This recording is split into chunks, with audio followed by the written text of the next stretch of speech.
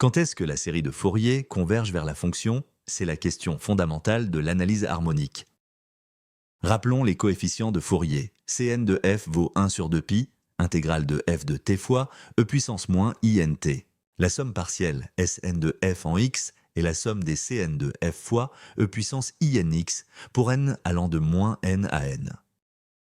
L'outil clé est le noyau de Dirichlet dn de t qui se réécrit sinus de n plus un demi fois t sur sinus de t sur 2.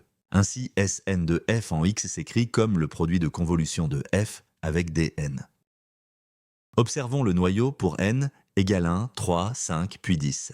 Le pic central devient de plus en plus étroit et haut.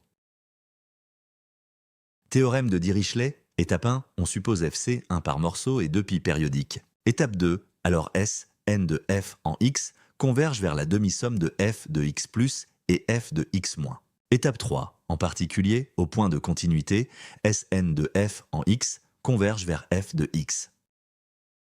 Étape 1 de la preuve, on écrit S, n de f de x moins la limite ll comme une intégrale de f de x moins t moins l fois le noyau de Dirichlet. Étape 2, le lemme de Riemann-Lebesgue montre que cette intégrale tend vers 0. Les oscillations de plus en plus rapides du noyau tuent l'intégrale.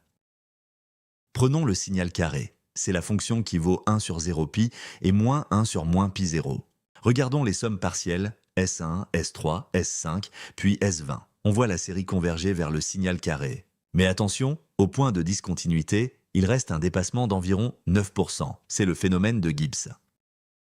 Piège classique. La convergence ponctuelle n'implique pas la convergence uniforme. Le phénomène de Gibbs le montre, le dépassement persiste même quand n tend vers l'infini. Entraîne-toi sur AgregMaster